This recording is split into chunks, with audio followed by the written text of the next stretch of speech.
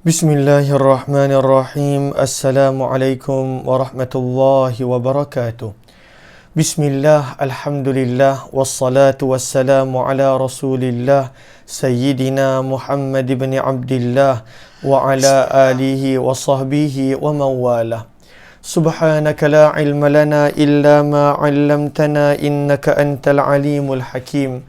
Wa la hawla wa la quwwata illa billahil aliyyil azim. Allahumma rabbi syrah lana sudurana wa yassir lana umurana wahlul 'uqdatam min alsinatina yafqahu aqwalana. Allahumma fakkihna fid din wa 'allimna at-ta'wil bi rahmatika ya rabbal alamin walhamdulillahi rabbil alamin. Alhamdulillah, thumma alhamdulillah. Apa khabar sahabat-sahabat semua? Selamat malam. Salam pertemuan dalam program Sirah Peperangan Rasulullah sallallahu alaihi wasallam, siri yang ke-52 bersama dengan saya Umar Aziz.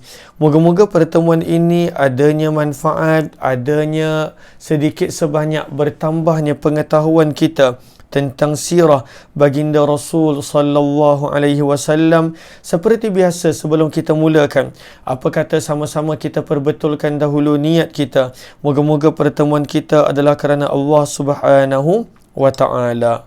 Nawaitu ta'alluma wa ta'lim wa tadhakkura wa tadhkir wa naf'a wal intifa' wal ifadata wal istifada wal hatha ala tamassuki bi kitabillah wa sunnati rasulillah sallallahu alaihi wasallam wa du'ai ila al huda wa dalalati ala al khair ibtigha'a wajhillah wa mardatihi wa qurbih wa thawabihi. Amin, amin ya rabbal alamin.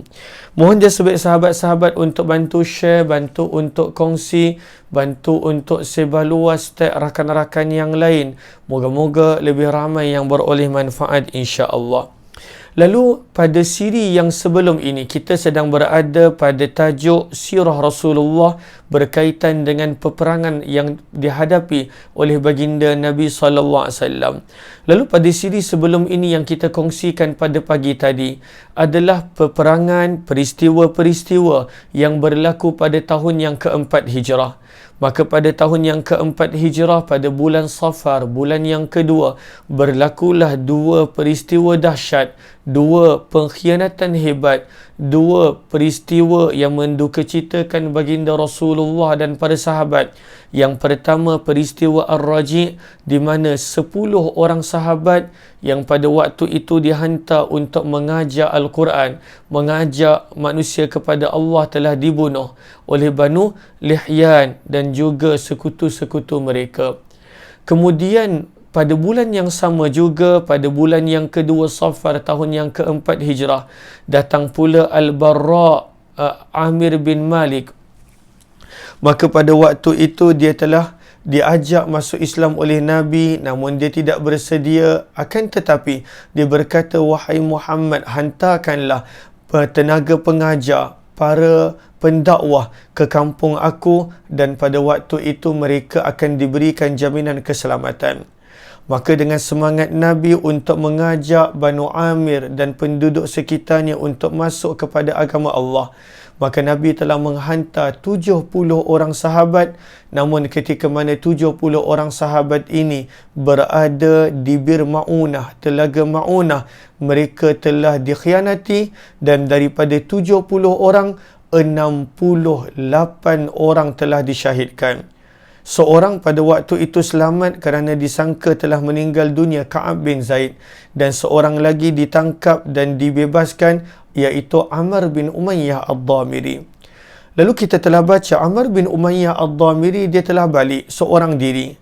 Ketika mana dia balik, dia terserempak dengan 2 orang daripada kabilah yang telah membunuh sahabat-sahabat Nabi. Walaupun 2 orang ini daripada kabilah tersebut, namun 2 orang ini dia tak terlibat dengan pembunuhan tersebut. Namun Amr bin Umayyah Ad-Dhamiri dia sangka 2 orang ini adalah musuh, maka dia telah bunuh mereka.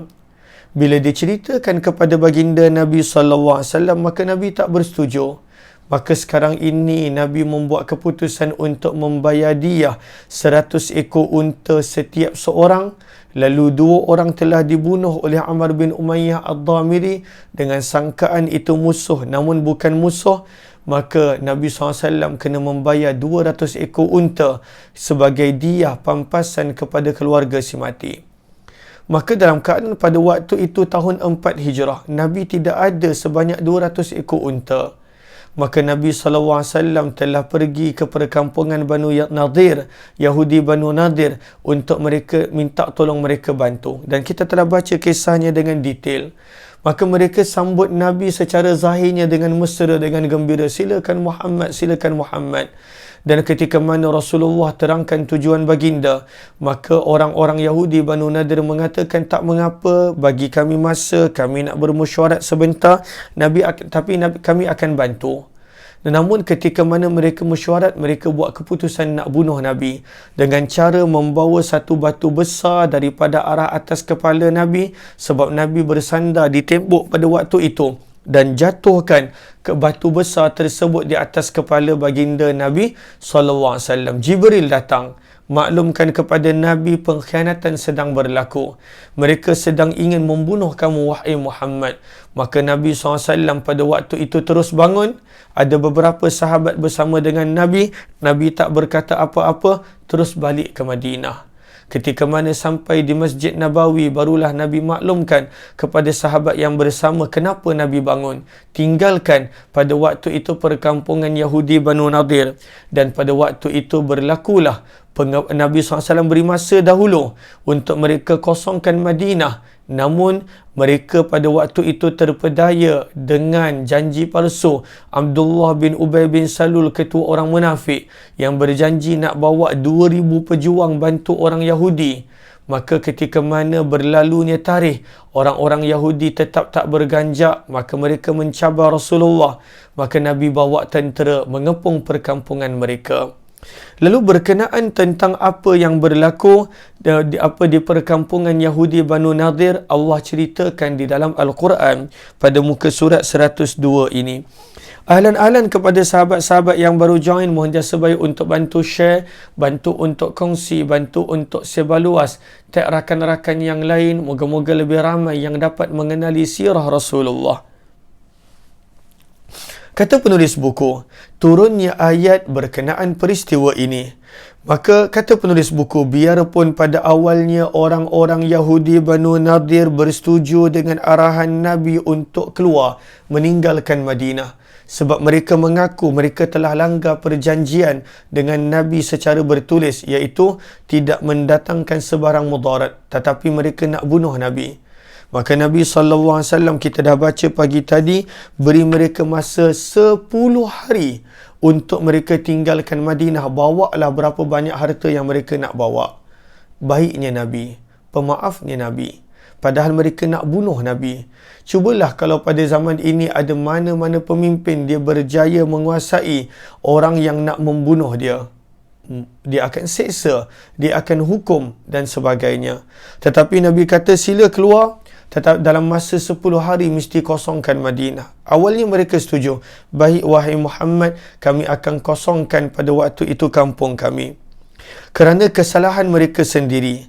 Kata penulis buku, namun kerana termakan janji palsu ketua orang munafik Abdullah bin Ubay bin Salul, yang pada waktu itu kata Abdullah, jangan risau, aku bawa tentera aku 2,000 on the table, 2,000 aku bawa. Tak payah nak dengar cakap Muhammad tu, tak payah nak tinggalkan Madinah, kita lawan Muhammad, kita lawan. Lalu pada waktu itu orang-orang Yahudi Banu Nadir terpercaya dengan kata-kata Abdullah bin Ubay bin Salul, ketua orang munafik. Maka pada waktu itu mereka termakan janji palsu tersebut, dan akhirnya menyebabkan Yahudi Banu Nadir pada waktu itu tak nak keluar daripada Madinah, dan pada waktu itu bersedia untuk menyerang Nabi SAW, dan pada waktu itu melawan Nabi. Maka Nabi SAW bila nampak tempoh 10 hari dah diberi, namun mereka tak nak keluar daripada Madinah. Maka Nabi SAW pada waktu itu mengumpulkan para sahabat kerana seolah-olah orang Yahudi Banu Nadir mengisytiharkan perang terhadap Nabi SAW.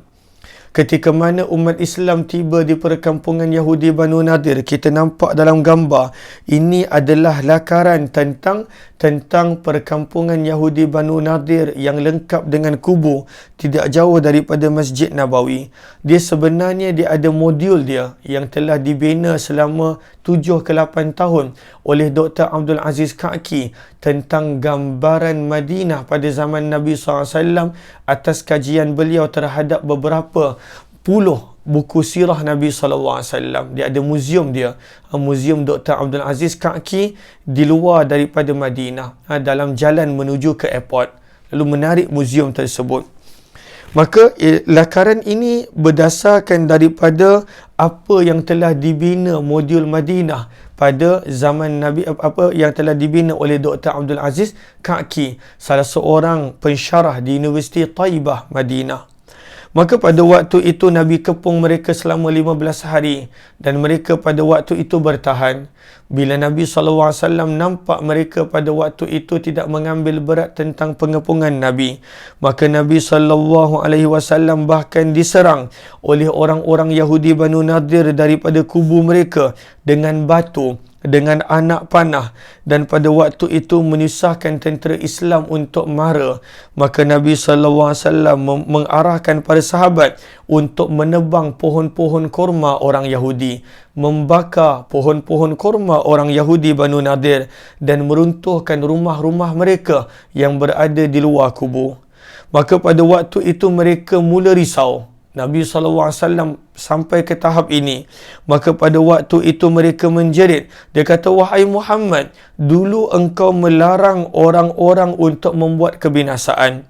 Tetapi sekarang engkau pula yang menyuruh sahabatmu memotong, membakar pohon kurma kami."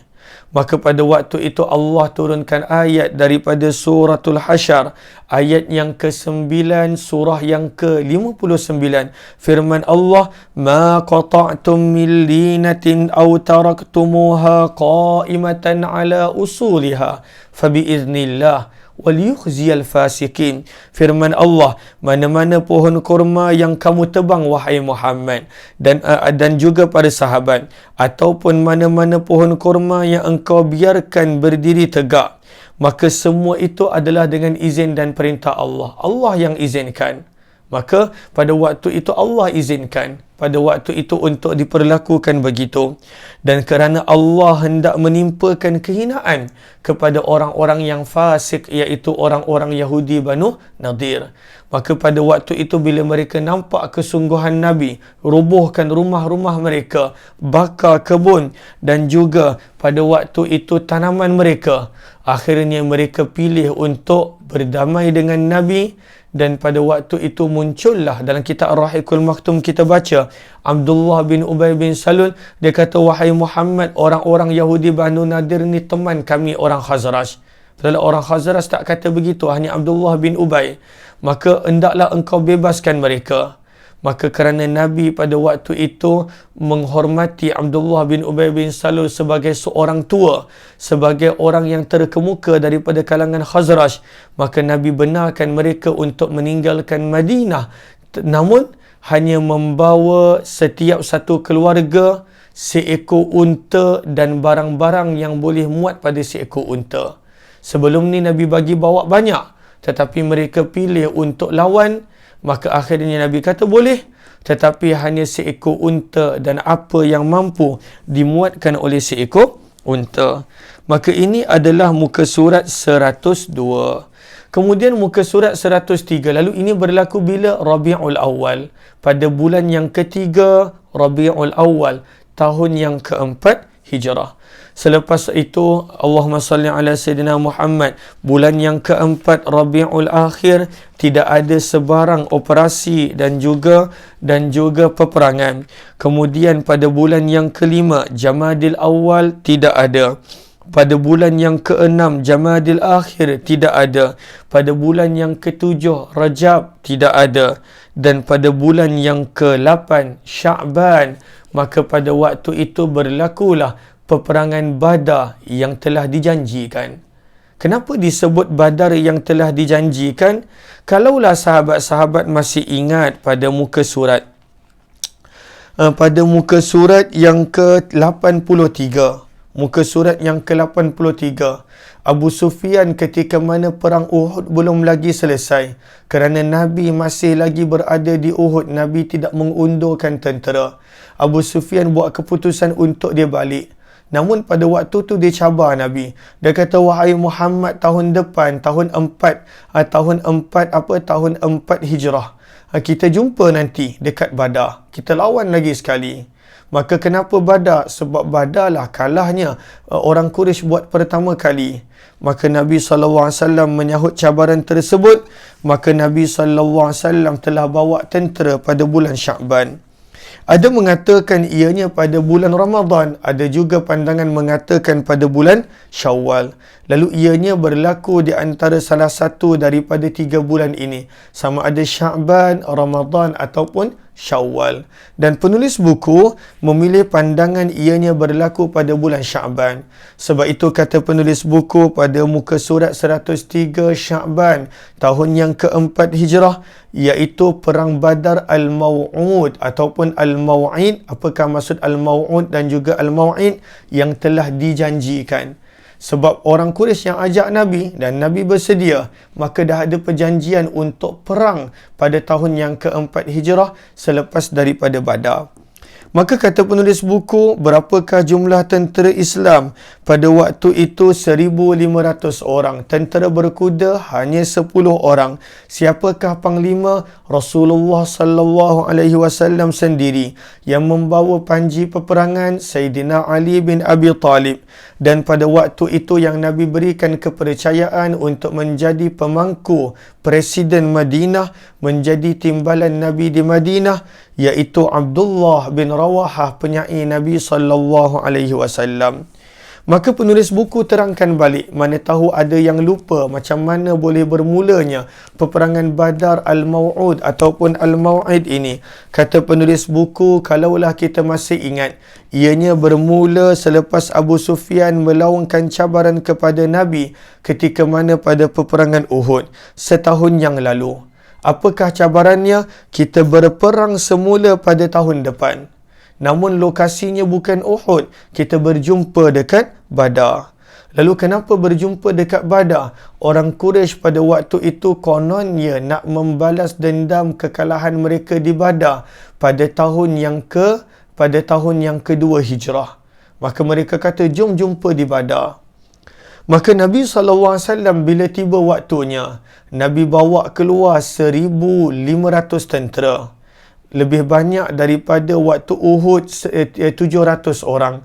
Lebih banyak daripada Badar yang pada waktu itu 313 dan ada pandangan sehingga 317.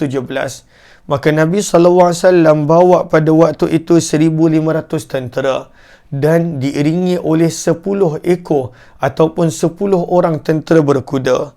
Maka Nabi SAW pada waktu itu dalam untuk mengotakan janji yang Nabi bersedia untuk berjumpa di Badar setahun selepas Uhud, maka Nabi datang awal. Nabi SAW datang awal. Maka kata penulis buku, Abu Sufyan pada waktu tu mula takut dan gerun. Kata penulis buku, manakala di pihak orang-orang Quraisy Mekah, mereka sediakan 2,000 tentera. Kurang sedikit daripada Uhud, sebanyak 3,000 Uhud, kali ini hanya 2,000. Dan pada waktu itu sebanyak 50 orang tentera berkuda. Maka pada waktu itu panglimanya Abu Sufyan. Maka mereka dah buat persiapan, bahkan dah keluar daripada Mekah. Namun ketika mana tentera Quraisy pada waktu itu tiba di Marruz Zahran. Marruz Zahran tempat yang terkenal. Nabi ketika mana pembukaan kota Mekah pernah bermalam di sini. Ketika mana mereka tiba di Marruz Zahran dan pada waktu itu bermalam di Majannah. Abu Sufyan pada waktu itu mencari alasan untuk tak nak perang. Dia cari alasan. Sebab dia pun pada waktu tu tak confident nak menang. Dia cari alasan. Maka dia cari alasan, dia pun kumpulkan orang-orang Quraisy. Dia kata, Mekah sekarang ni dah lama tak hujan, dah lama hujan tak turun. Kemarau ni. Kita tak payah perang lah, kita balik. Orang Quraisy yang lain pun sebenarnya sama macam Abu Sufyan, takut nak berperang. Maka pada waktu itu, kata penulis buku, Abu Sufyan menggunakan helah musim kemarau sebagai alasan untuk patah balik ke Mekah dan membatalkan hasrat untuk perang. Maka pada waktu itu rupa-rupanya semua tentera Quraisy penakut. Maka pada waktu itu tak ada yang menolak. Semua tentera Quraisy bersetuju untuk pulang. Padahal dah keluar dah ni. Dah keluar. Tapi separuh jalan, bahkan bukan separuh jalan, baru mulakan perjalanan. Mereka pada waktu itu dah patah balik kerana takut dan gerun nak berhadapan dengan tentera Islam. Maka Nabi SAW pun tunggu, tak datang-datang. Tunggu. Maka Nabi tunggu dekat Badar sampai 8 hari. Apa yang Nabi SAW buat dalam tempoh 8 hari tersebut? Maka pada waktu itu Nabi SAW berniaga. Sebab Badar ni adalah laluan. Lalu asalnya nak berperang. Tapi pada waktu tu tak datang. Maka Nabi SAW dan para sahabat berniaga. Dan bila berniaga, untung pula. Lalu, daripada satu pihak orang Quraisy keluar daripada Mekah, tetapi penakut patah balik. Para sahabat Nabi SAW keluar daripada Madinah, berani. Bahkan dalam sambil menunggu tu boleh berniaga. Dahsyatnya, sambil menunggu, mana Quraisy ni? Pada waktu tu para sahabat berniaga dalam tempoh 8 hari dan umat Islam pada waktu itu mendapat keuntungan yang besar. Bila dah tunggu lama sangat 8 hari tak tiba-tiba, maka Nabi SAW putuskan untuk kembali ke Madinah, maka tidak terjadi sebarang pertempuran. Maka ini pada muka surat 103. Muka surat 104, penulis buku membawakan beberapa tempat-tempat bersejarah yang ada kaitan dengan baginda Rasulullah. Yang ini insya-Allah kita akan sambung esok insya-Allah pada jam 9.10 pagi dalam peperangan Rasulullah yang berkaitan tentang sirah Nabi SAW. Kita jumpa esok. Terima kasih kepada semua sahabat-sahabat. Wabillahi taufiq wal hidayah. Assalamualaikum warahmatullahi wabarakatuh. Jika ada yang ingin untuk membuat pembelian buku peperangan Rasulullah, boleh sahaja tekan link yang berada di ruang komen. Jumpa lagi insya-Allah.